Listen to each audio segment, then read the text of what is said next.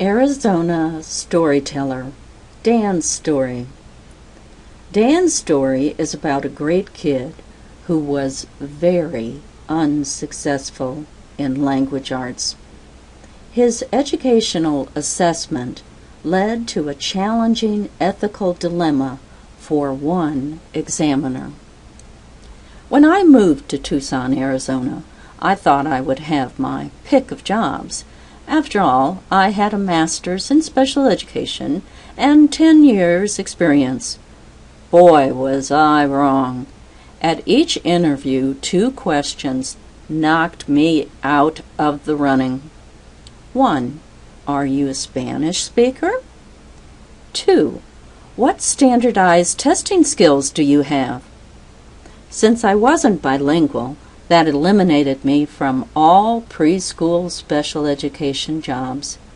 That was where I longed to be. Since I had no training in standardized assessment, that lack of skills put me at the bottom of the list for all special education jobs.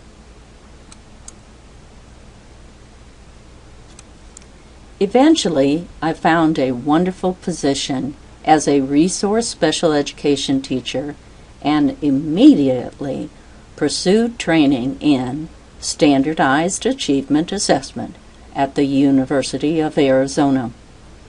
As an 8th grade resource teacher, I was responsible for all standardized achievement assessment testing and writing IEPs for the 8th graders in our middle school.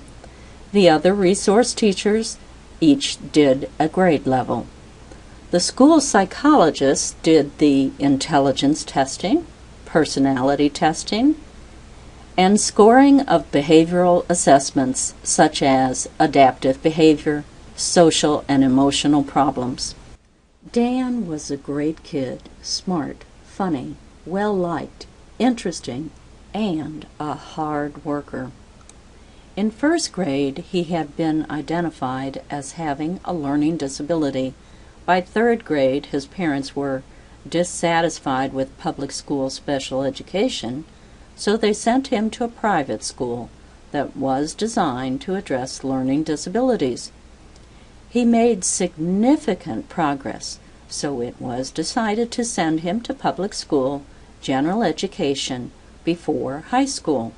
Yet he was unsuccessful in language arts or anything that required writing, which is just about everything in 8th grade.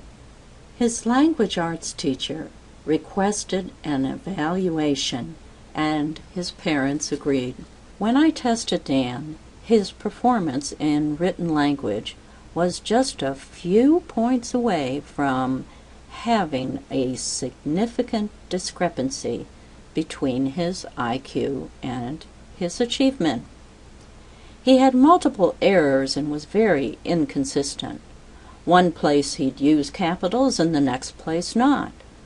All I had to do was change a couple of points and we could meet the discrepancy requirement.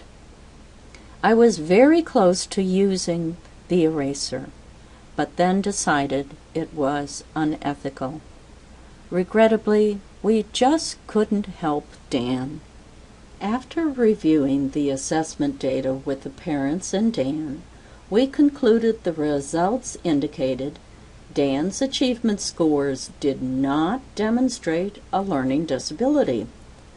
The decision was to have Dan continue in the 8th grade. As soon as the news got to the language arts teacher, he came to see me immediately. He said vehemently, "It just can't be right that Dan doesn't have a learning disability anymore. Look at his notebook of work. For as smart as this kid is, he should be able to write much better than this. What else can you do? We've got to help this kid." I felt the same way and was willing to try again. I said, "There is one other written language test I could use instead of our main test, the Woodcock-Johnson. Sometimes this other test is more detailed and precise. I'll call the parents and ask permission to do more testing. Satisfied, the language arts teacher left with a smile. After completing the second test, I was still confused by the results. Was it LD or not? So I decided to check with a colleague, Dr. A. She was a clinical psychologist, not a school psychologist, and we were lucky to have her at our school. She was amazing with teenagers' parents and had extensive assessment experience. So I showed her Dan's first test and the second test, and she said, "Look at the inconsistencies. He knows writing mechanics, and he used them some places, but not others. Look at the spelling. Again, that same inconsistent pattern of correct one place and incorrect the next place." Dr. A said, "What you are seeing is not the LD pattern, but an ADD or ADHD pattern. It is probably not ADHD because his teachers report that in the classroom his behavior is very appropriate." So now we had tests to support a new hypothesis. Dan had ADD. Our last meeting with the parents and Dan reviewed the results. Dan's performance was low in written language, but not due to a learning disability. We said the evidence suggested that his low performance might be due to ADD, attention deficit disorder. We explained that only a physician could make that diagnosis. It was good for Dan to hear that he had indeed worked his way out of a learning disability. His parents followed through by taking Dan to a physician with expertise in ADD. And yes, Dan was medicated, and yes, it was very effective. We developed a 504 plan that matched Dan's needs, and Dan went off to be a confident, successful high schooler.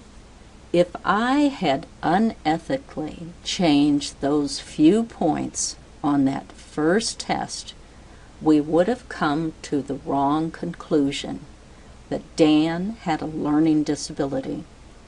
We would have missed the correct diagnosis and the correct treatment.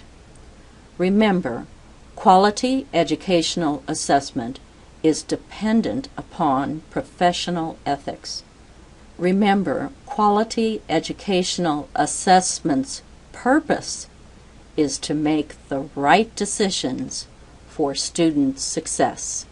Remember, quality assessment helps educators ensure that education is special for all students.